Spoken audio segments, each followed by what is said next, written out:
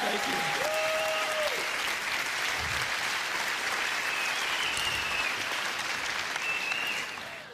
All right. Men's brains, women's brains. Women's brains think give, give, give, give, give, give, give, give, give. They just love to give. They're happiest when they're giving. You get a bunch of women together and they're all giving to each other. Oh, I love your hair. I love your shoes. I love your outfit. They just love it. Now, men's brains are a little different. Men's brains think take, take, take, take, take, take, take, take, take, take, take, take, take, take, take, take, take. And you get a bunch of men together and we insult each other. We do. You're fat. You're ugly. You smell. Thanks, man. You know, I mean, that's... So if women love to give and men love to take, which way do you suppose the give and take goes in most relationships? That way. Women think the answer is to give more. If they give more, it will inspire him to give back. Ain't gonna happen. All right?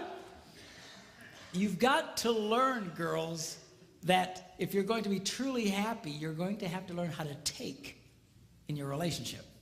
And women are fundamentally very uncomfortable in taking in their relationships. They just love to give, give, give, give, give, give, but you'll give yourselves to death. A lot of you just burn yourselves out. It's not unusual to have a woman and her husband come into my office and, you know, she's been married, they've been married for 25 years, and she says, I've given it that bad. I have nothing left to give. You ever hear a woman say that? I have nothing left to give. They're burnt because they've just given so much. Then you look at the husband and he goes, I thought we had a good marriage. Because it's been great for him. She's given, he's taken, this rocks. All right?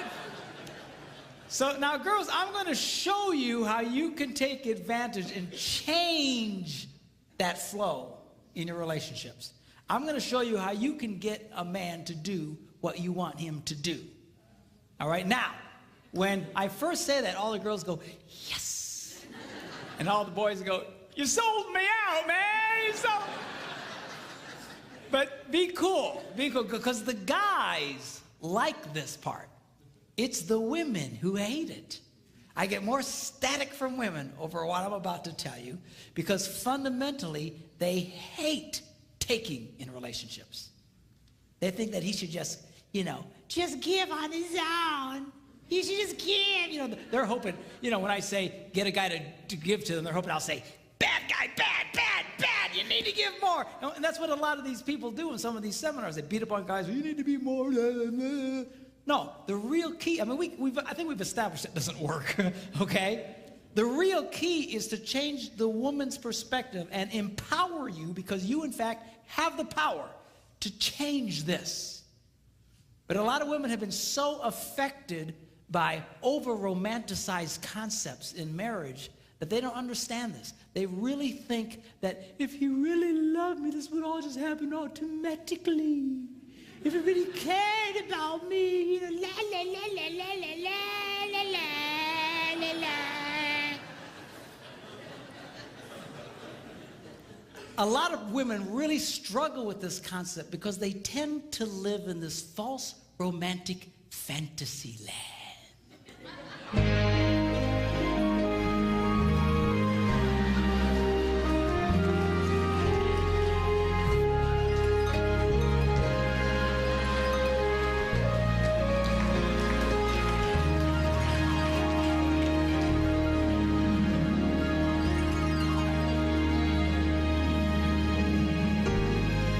Somewhere over the rainbow.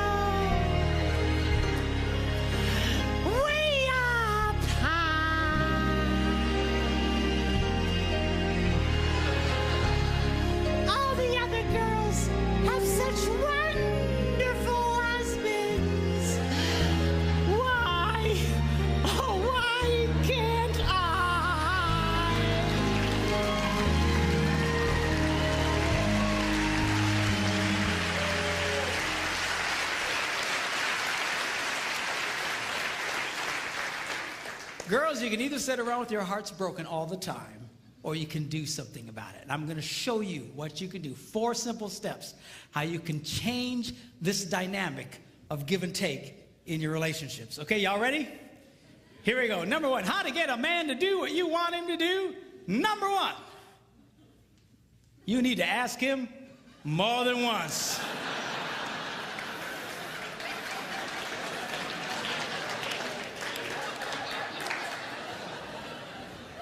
Asking a man to do something once is like never having asked him to do it at all. Why is that? Men are always in such a take mode. We're constantly take.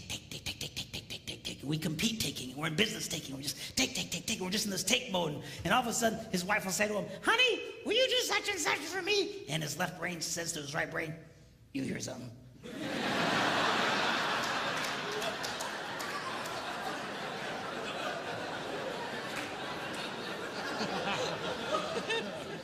His right brain goes, nope.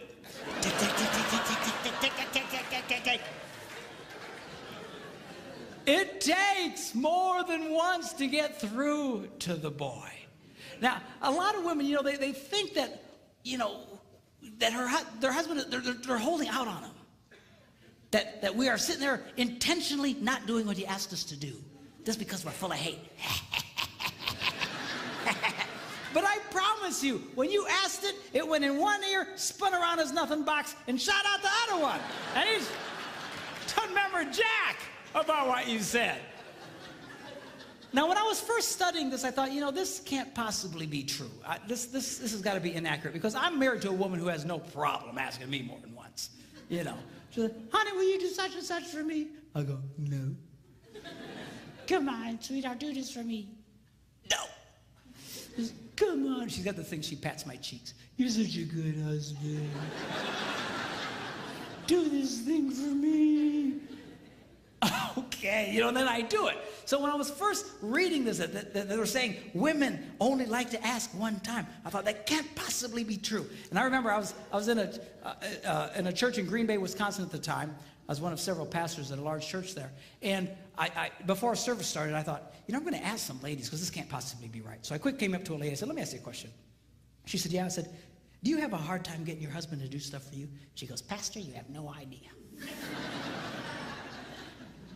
She says, I asked that man to paint the ceiling. That was back in October. It's March. He doesn't do it. He walks in every day. She's just getting mad telling me about it, okay? And I said, okay. I get it. But let me ask you a question. Because remember, I want to prove what I've just been reading wrong. I said, let me ask you a question. How many times did you ask him to do it? And she stared at me like a dog at a new dish.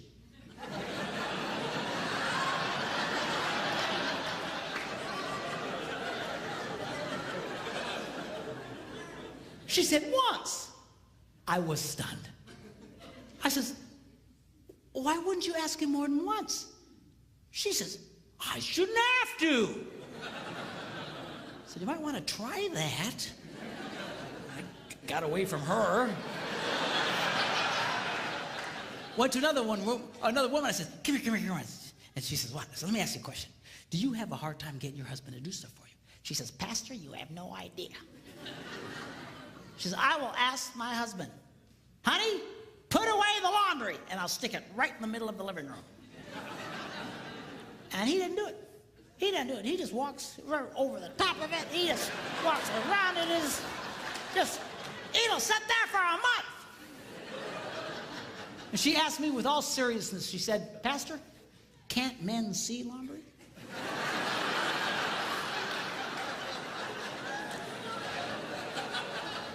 I said, yeah, we can see it. Just doesn't mean a whole lot to us.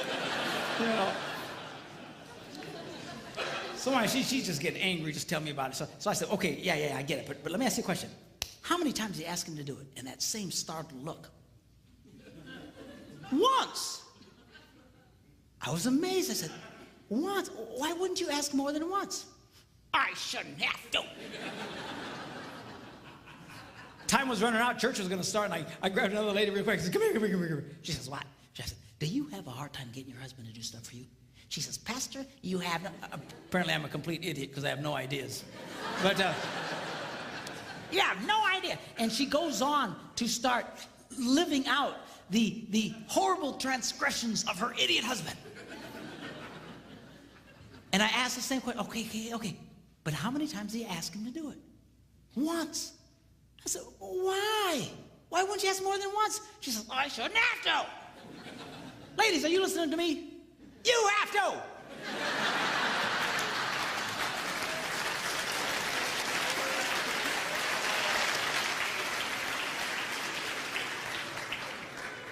To just get mad and madder and madder and having a cow over nothing. He doesn't even remember what you said. You're thinking about it. But then I learned something. The reason women find this so offensive is because really, they don't want to ask the first time. It's true, you little sinners.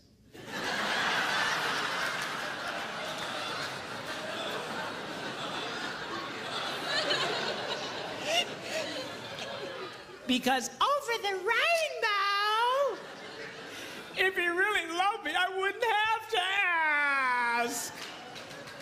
I'm like, oh, come on.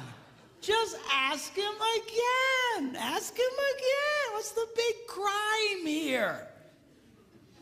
You know what it is you resent the fact that he's resistant to do it, because not only do you want him to do it, you want him to want to do it. You do.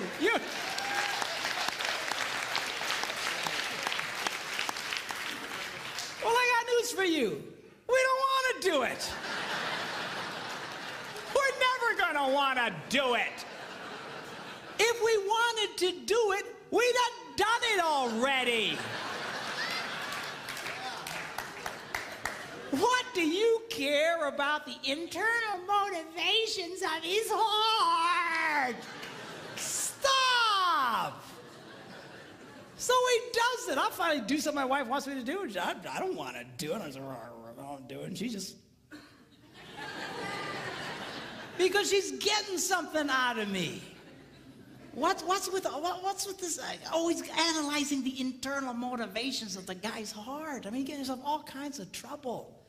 I was in Germany some months ago doing some seminars for the troops who were rotating out of Iraq with the army. This one lady tells me, she says, you know what? She says, my husband, if there are dirty dishes in the sink, he cleans them and puts them away.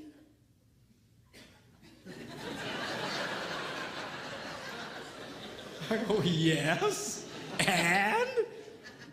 She said, well, I asked him, why do you do that? And he said, because I hate dirty dishes.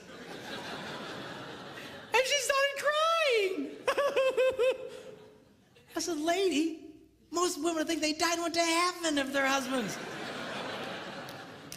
Yeah, but I wanted him to say, well, I do it because I love you.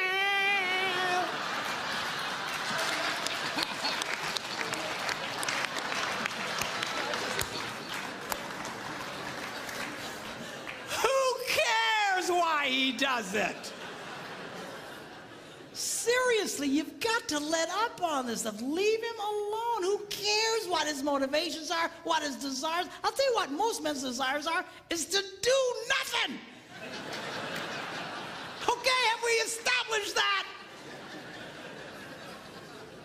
So get him doing stuff for you. Who cares why he wants to do it in his heart? Number 2. You need to ask him the right way. Now, what does that mean? That means don't insult the boy. A lot of women think they can use insult as a way to motivate a man. Like, what are they smoking? What is... not gonna work. What's the matter with you? You some kind of idiot? What's the matter with you, man? Can't you do... What's the matter with you? Can't you pick up the laundry? No, I can't. Don't insult. Do you know why women do that? Because it would work on them. If you insulted a woman, if you embarrassed a woman, she would change. She would do something about it. But you embarrass a guy, you insult a guy, we don't care. We just become more resistant. He's not a woman. Okay? Don't insult the boy. Insult is not a motivator for a man. All right? Number 3, you need to train him with positive reinforcement.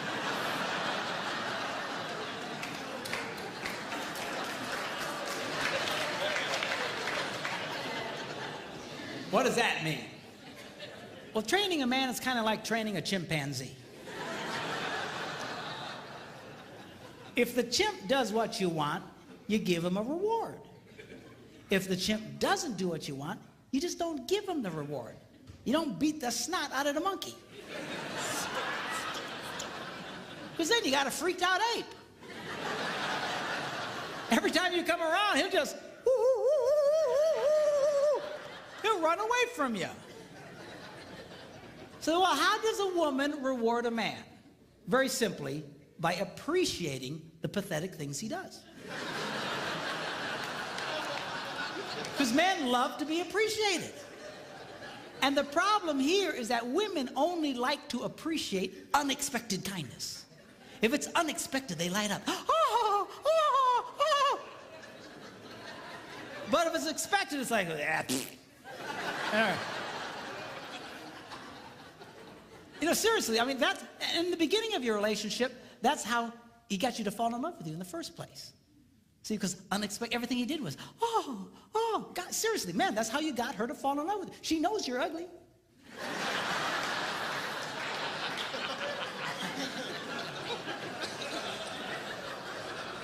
How do you think you got such a beautiful woman like that? Because you were nice to her and everything was, oh. But after 32 years, it's hard to come up with unexpected, man, I'm telling you. But the more you appreciate the kindnesses that he does, the more he wants to do it. Men respond. Men, I'm telling you, they love to be appreciated. Now, give you an example.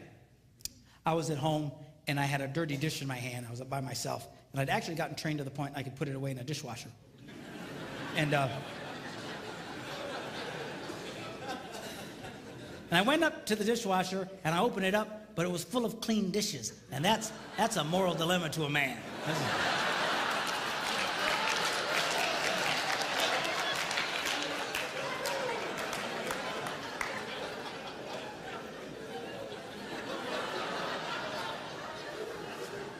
So it finally dawns on my little brain, empty the dishwasher. So without being asked, I empty the dishwasher and I put everything away. And then, of course, I stick around because I want to see what happens. Why? Because I love to be appreciated. So my wife comes home. She's la, la, la, la, la, la, la. She goes over to the dishwasher and goes, "Ha! You emptied the dishes." And she goes, "You're such a good husband." and I eat it up.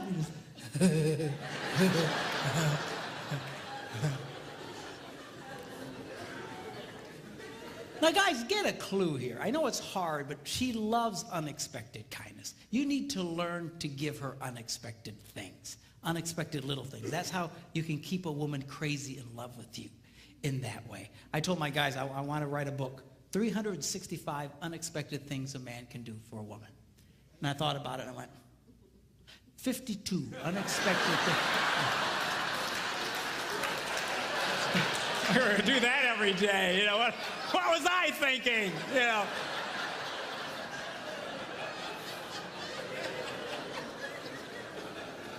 Because they light up. They light up. You know, some time ago when I was first doing this, I couldn't afford to take my wife with me, and so I was doing a lot of traveling by myself. And I was at a grocery store or gas station. I was paying for the gas, and I saw one of these rack of greeting cards, and this one caught my eye. It said, "My favorite place to be is wherever you are." And I thought, oh, I should get that. How much is that?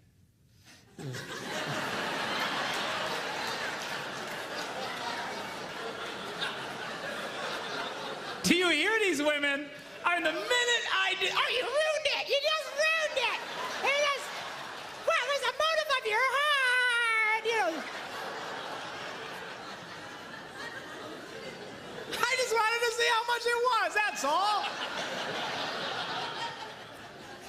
There's something wrong with y'all. Anyway, so $1.50, I went, okay, $1.50, I can do that. So I paid $1.50 and I signed it, I took it home and I put it in the kitchen. I want to stick around and see what happens. And she eventually comes in and la la la la la la la, and all of a sudden she goes, ah, a card. And she opens it up and it says, my favorite place to be is wherever you are. I got to tell you, boys, it was the best $50 I ever spent in my life.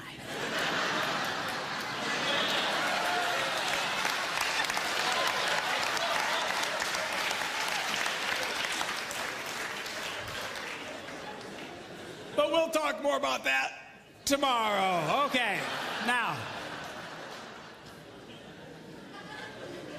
Number 4, barter with him.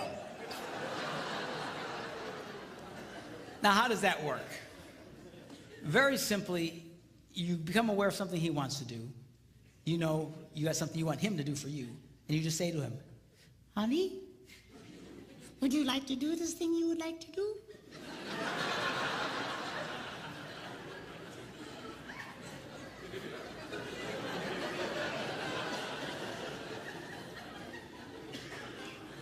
Yeah. Well, do this for me, and you can do that. What's the catch?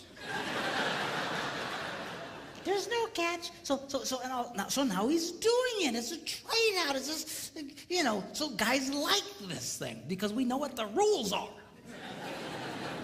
And men are used to bartering. You know, that's why we do what we do in life. That's why we go out and work. I got to promise you, if they didn't pay us, we probably wouldn't do it. You know, I don't care how much you like your job. If they didn't give you the cash, I don't think you do the job. It's all part of the bartering system. Men like that, okay? Now, the strongest bartering tool a woman has, we'll talk about tomorrow.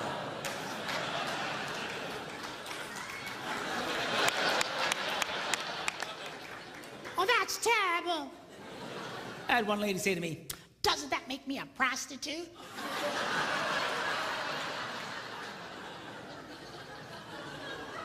I said, he's your husband, for crying out loud. Women have no idea the power they held over us. Just, they have no idea. I'm telling you, you can get a guy to do almost anything. You just come up to that boy and find something disgusting like cleaning the garage and say, hey, baby, how'd you like that?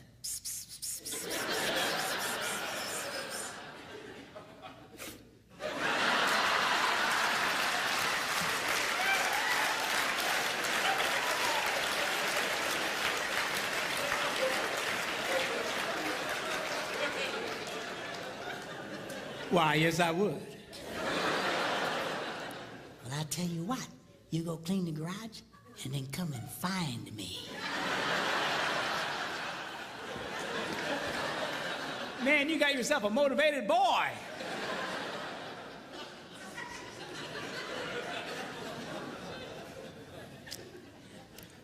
I was listening to Dr. John Gray talk along these lines. He's the guy who wrote that book, Men Are From Mars, Women Are From Venus. Really a brilliant guy. And he was telling the story of how his wife came up to him and said, John, take me to the opera. And he said, I don't go to the opera. Hate stupid opera. Dress up like a penguin and go out there. And right there, a lot of you girls would have just went, I think I'll eat worms and die. She didn't. She knew about this stuff. She just asked him again later. Hey, John.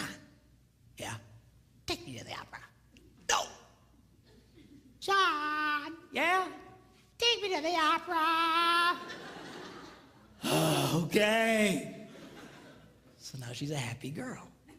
Now he's all dressed up like a penguin, taking her to the opera, and right there a lot of you girls would go, where's my stupid husband to take me to the opera?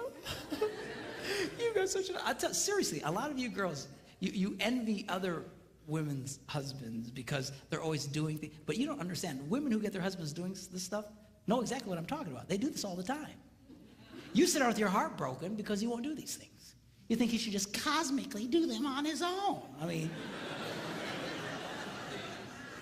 somewhere on the rainbow. So he takes her to the opera, endures this mind-numbing experience. On the way home, she's holding his hand, just lit up. And he says, when we got home, I pulled into the garage. As soon as the garage door closed, she reached over and grabbed me and made love to me right in the car in the garage. I assume they weren't driving a subcompact.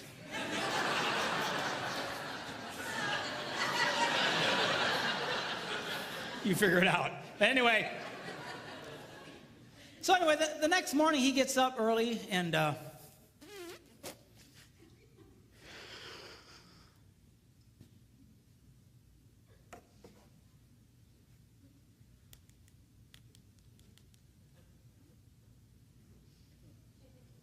yeah, I was wondering, how much are season tickets to the opera?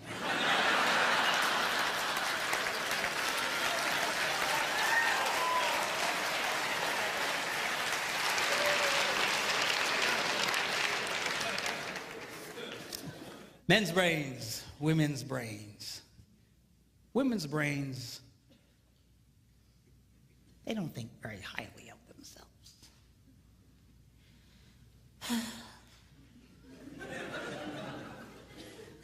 I'm too fat. I'm too tall.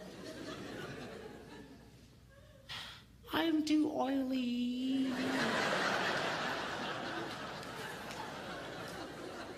La, la, la, la, la.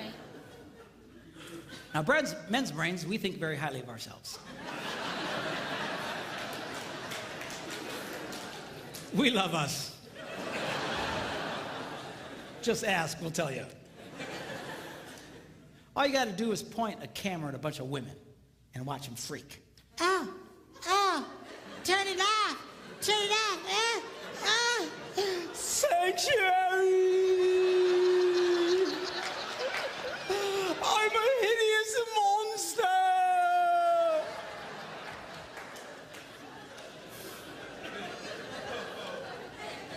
Point a camera at a bunch of guys, what do you get?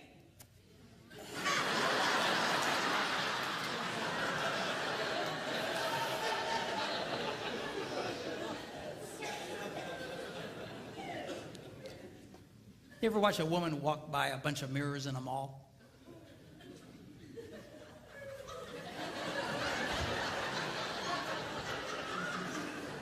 You ever watch a guy?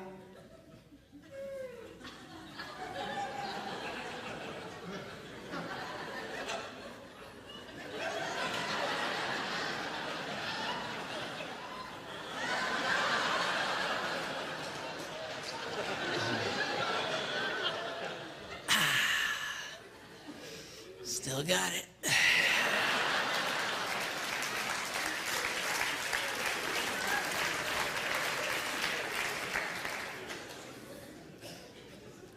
A lot of women, they give me such a drag because their husbands try to be nice to them and compliment them and be, nah, don't say that, nah, I'm ugly, nah. And then, you know, why did you do that? Here's a secret. You want him to like you.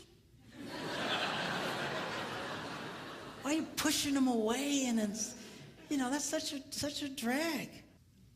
Ladies, do you know there are 3 billion women in the world who don't look like supermodels and only 8 who do?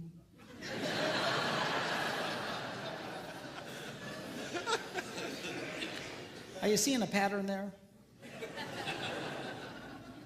Do you know Marilyn Monroe wore a size 14? Not too many guys going, oh, I don't know, she's a little chubby, I think, for me.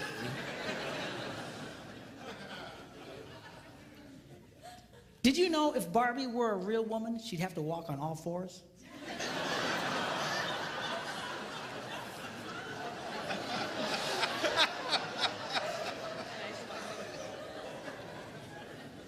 Explain it to her later, okay?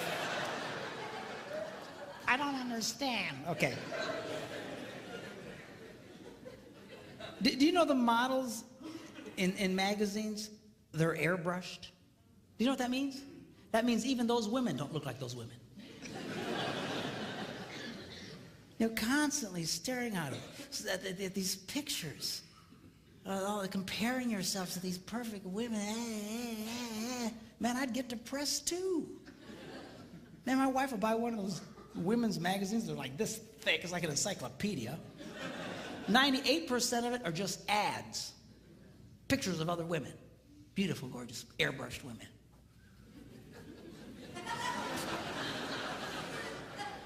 Good night. Do you know 1 out of every 4 college-age white girls has an eating disorder? Can I be politically incorrect here? You know who really has a problem in this area? You white women. It's a documented fact. Women of color generally don't have this problem. You ever see Hispanic women? They walk around like they own the world.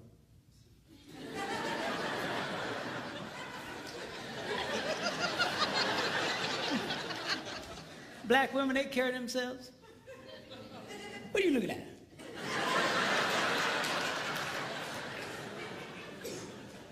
Typical white woman. I mean, come on. I was watching this movie with Steve Martin and Queen Latifah. You seen this movie? She's like the hot babe in this movie. She's a healthy girl, Jack.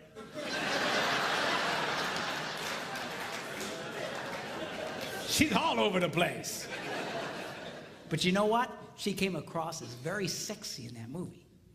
You know why? Girls, men are not looking for perfect women. You know what's attractive to a man? A confident woman.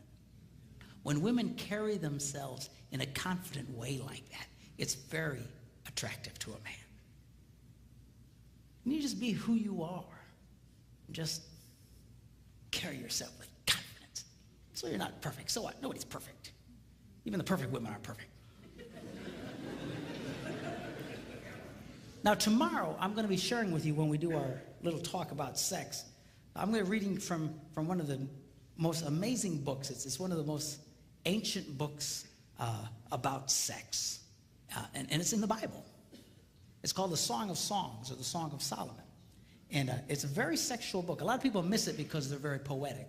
They talk about pomegranates in bloom and secret gardens. And people go, man, people sure are into gardening. What's the deal here? You know, just... No, it's not gardening, okay? It's about sex. We're going to look at that tomorrow. But tonight, I want to just take a quick look at halfway through this book. He describes this woman that he's absolutely crazy about. I want you to see his description of her.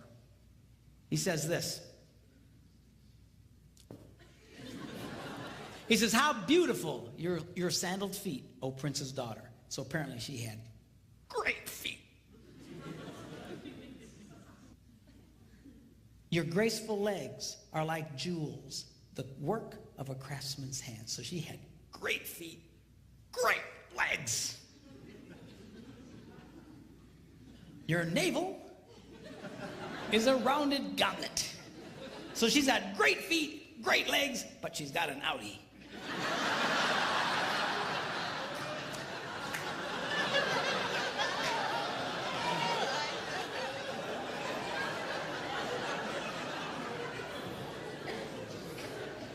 Your waist is a mound of wheat.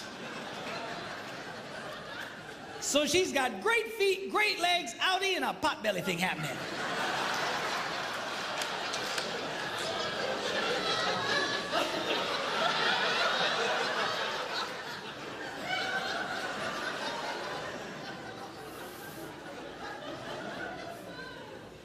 Your 2 little itty-bitty breasts are like 2 little itty-bitty farms. So she's got great feet, great legs, outie, pop belly, and little boobs.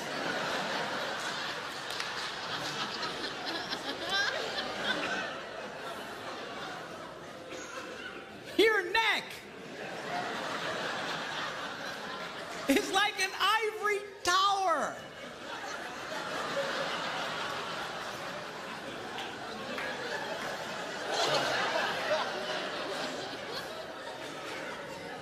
So she's got great feet, great legs, outie, pot belly, little boobs, and a big neck.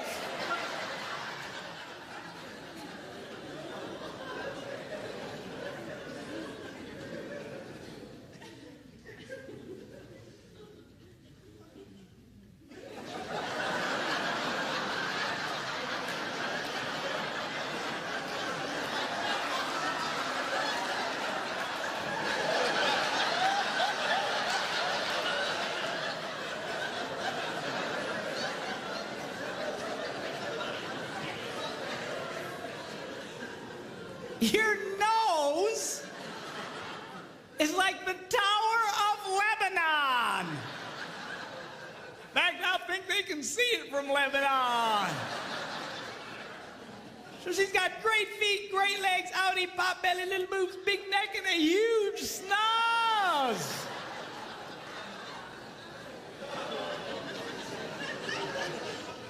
What does he say about her? He goes, oh, how beautiful you are, and how pleasing, O love, with your delights.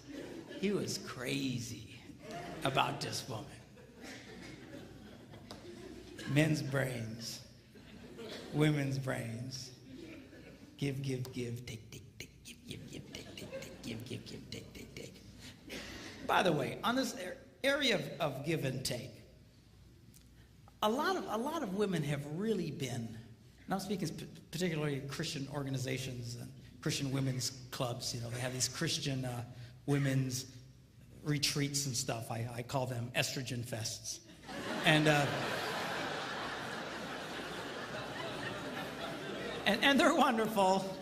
They're great, if you're a woman, I guess. But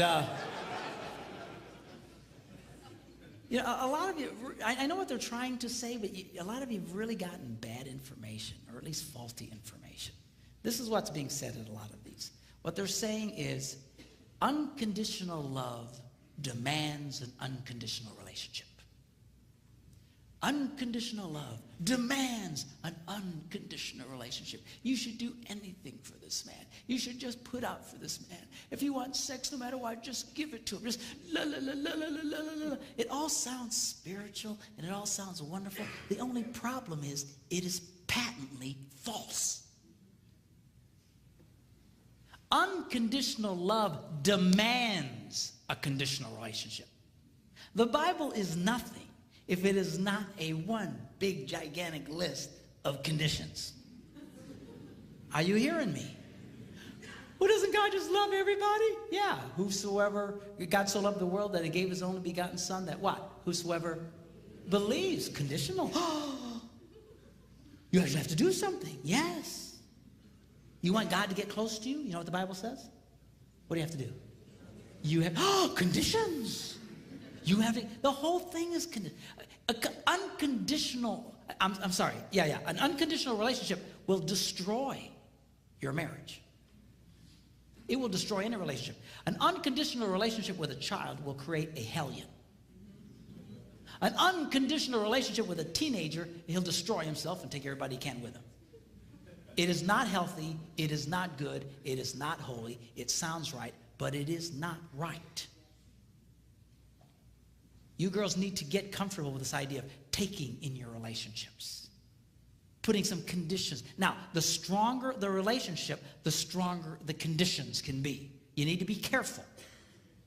All right? And I know I'm putting a lot of weight on the girls tonight. I'll beat up on the guys tomorrow. But, you know, the stronger the relationship, the stronger the condition. You got to be careful. It's kind of like, you know, if I play hide and seek with my grandsons, you know, you hide behind something, you know, that they can still see you. All right, come and find me. And they'll, you know, you know, you don't play hide and seek with a 2-year-old and run into the basement and hide under boxes. Because he won't get it. He just, you know, so you got to watch the conditions. In a healthy relationship, you can have higher and stronger conditions. But you're not going to get there if you just never require something out of the guy. Okay? And some guys, you know, they don't like any conditions. But guys, this is healthy. It's not right for her to constantly be giving to you and never getting anything back. And girls, you can change that, but you got to get comfortable. This is healthy for your relationships to take back. Most guys don't mind you taking back. What we get frustrated with is you expecting us to be like you. That we're just going to do this cosmically like you. We're going to somehow interpret your internal feelings, and we don't do that well. Okay? But you've got to, this is a healthy thing for you. I had a lady at a conference just a few weeks ago. She's crying her eyes out. And I said, what's the matter? She says, my husband, he'll never talk to me. I says, never, he never. If he would just talk to me just for a little bit, I'd feel so much better. And she's just crying.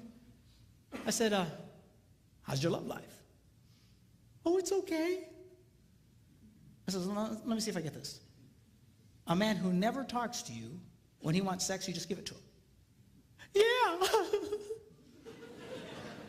I said, well, why do you do that? Well, because I'm supposed to. That's what we're told. You know? I said, sweetheart, you've gotten bad information. Well, doesn't the Bible say we shouldn't deny each other? Of course. But denial doesn't mean, or acceptance doesn't mean you can't have conditions. Here's an example. If you're trying to get a mortgage for your home and the bank calls you up and says, hey, you have been accepted. We have approved your loan.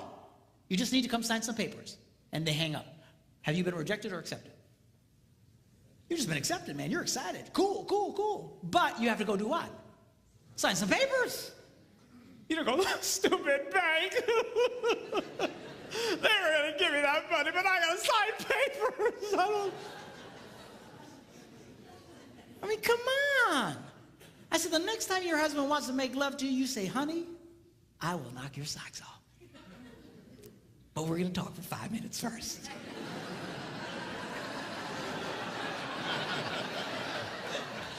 That's fine. That's healthy. You can do that? Yeah, you can do that. And most guys don't mind. You know, again, get us in that position. Start taking back from us. But again, you got to be careful. You got to be careful. If your relationship's real weak, you can't be demanding real heavy things. The stronger the relationship, the tougher you can be. Here's an example. My wife, we have a very good relationship. All summer long, she's been telling me to kill the spiders in the house and in the garage and the outside around the house. We live near water, and spiders love water, and there's spiders everywhere. And I went and bought the poison and stuff to kill them, but I didn't feel like doing it.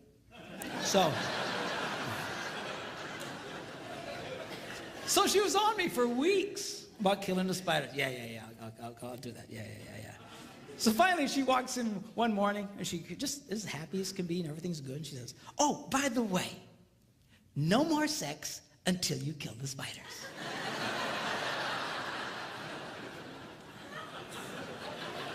And she walked away.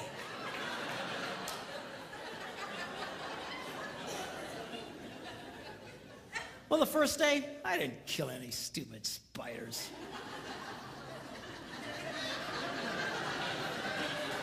Second day, I didn't kill any stupid spiders.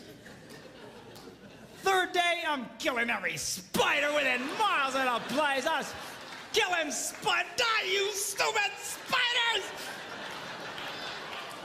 I sprayed our house, I sprayed the neighbors' houses, man. I sprayed every...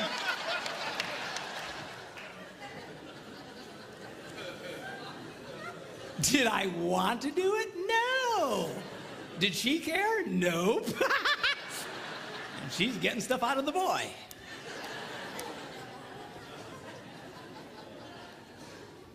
Men's brains, women's brains. In closing, I want to talk to you about how men's brains and women's brains are portrayed in movies.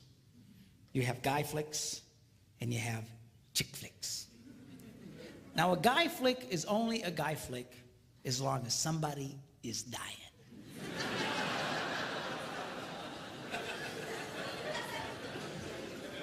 And the more horribly they die, the more we love it.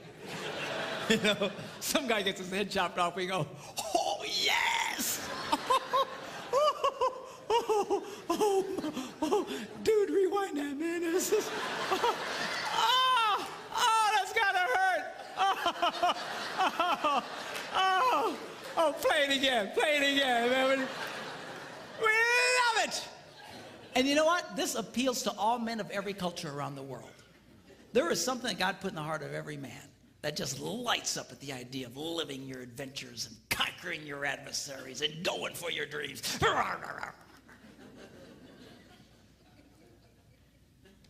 You see it even in the smallest of boys. You girls that have little boys, you know what I'm talking about. They're always doing something dangerous.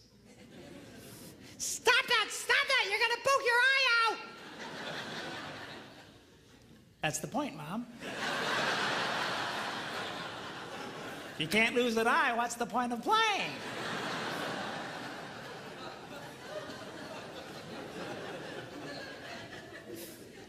It wasn't a woman who invented football. And we like that. There's something just blesses the heart of a man when he watches one man kick another man's butt. Yeah, yeah! Light up on the inside. Just we love it! I believe God put that in. I'll tell you, you can't possibly read the Bible and not see that God is a first-class, #1, grade A butt kicker. Not a chance. Even at the end of the Bible, it says someday Jesus is going to come back and he's going to be riding on a white horse and his robes are going to be dipped in the sweetest perfume that he got from Bath and Body Works. Is that what it says? No. Robes are going to be dipped in what? Blood. And all the men go, oh, shit. Dude, blood. That means somebody's going to get their butts kicked. We love it. Now, women's movies, chick flicks, are a little different. Chick flicks are about connecting the wires.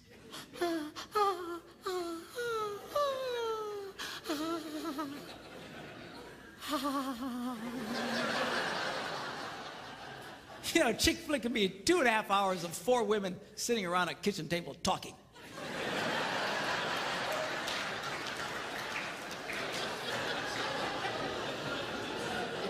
And she'll be watching it going,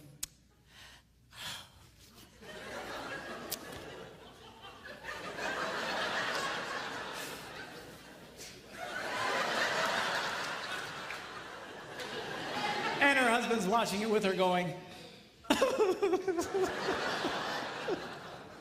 want to kill myself. Stupid movies. But she just loves it.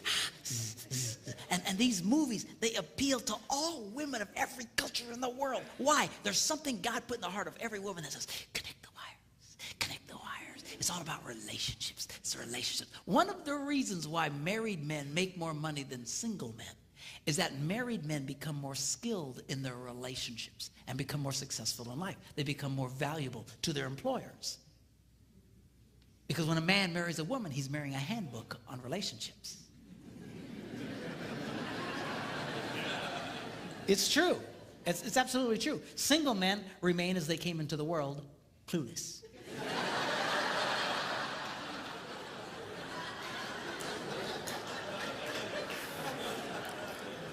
Married men get feedback and they start learning, but you got to listen to her. No, we don't like listening to you. I got to be honest with you. Yeah. I'll come up with some great plan and my wife will say, better not do that. Oh, woman, what are you talking about? I'm telling you, it's a bad idea. Oh,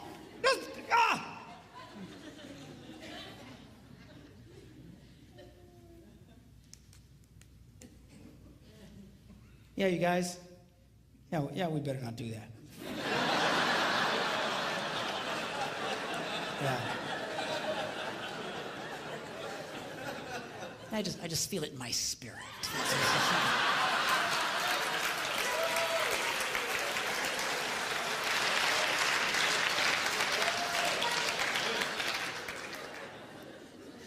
Now, as different as the chick flicks and the guy flicks are from each other, there is one theme they both share that is the same, and that is this: the hero always goes back for the girl. You see it in the guy flicks, man. They're just fighting their battles, and they're on the edge of victory, and suddenly the hero starts to pull back, and his men say, where you going? And he says, going without me, boys. Ugh, I got something I gotta do.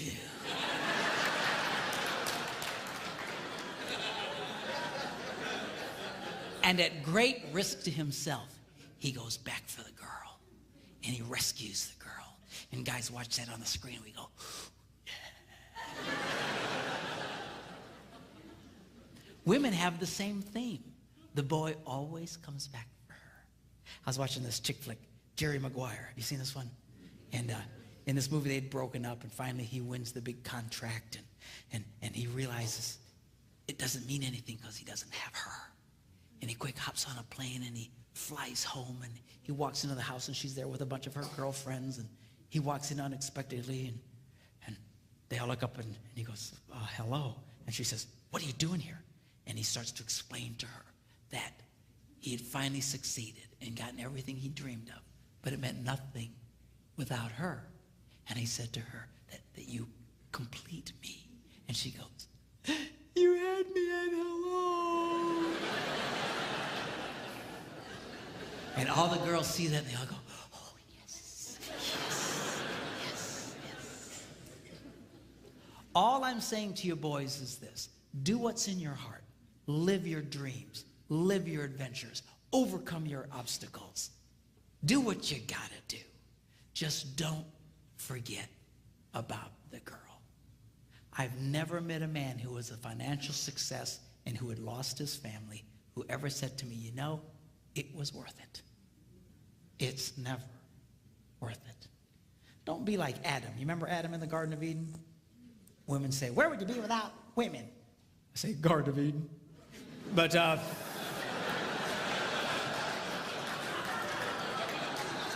it's just a joke.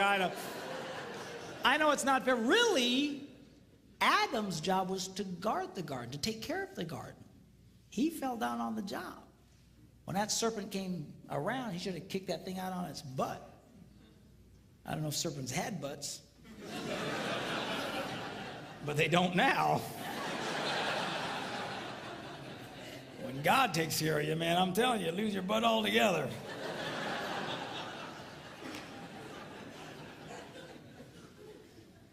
But you know what happened?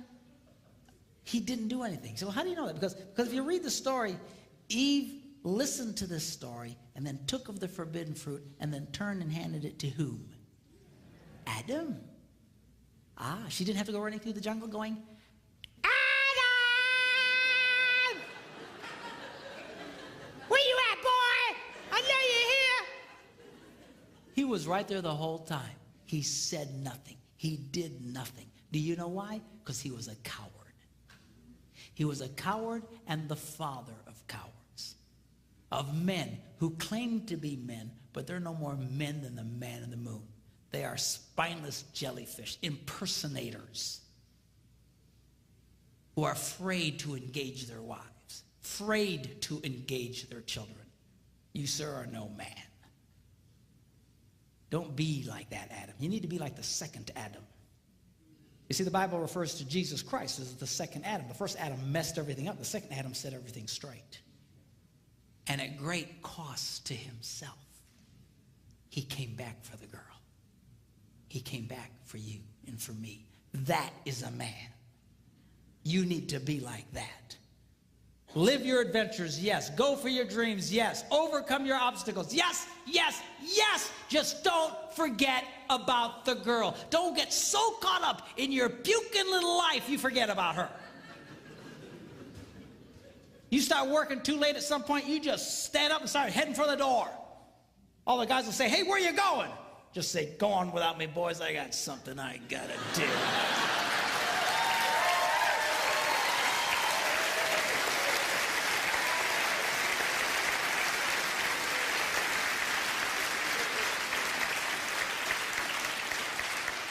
And then go back for the girl, surrounded in the camp of the enemy by wild monsters. You mean like in the movies? No, I mean your children.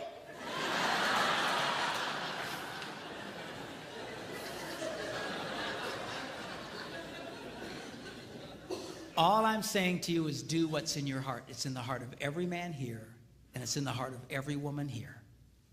Don't forget about her. Don't neglect her.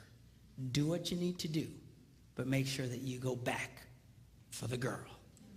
Are you glad you came tonight?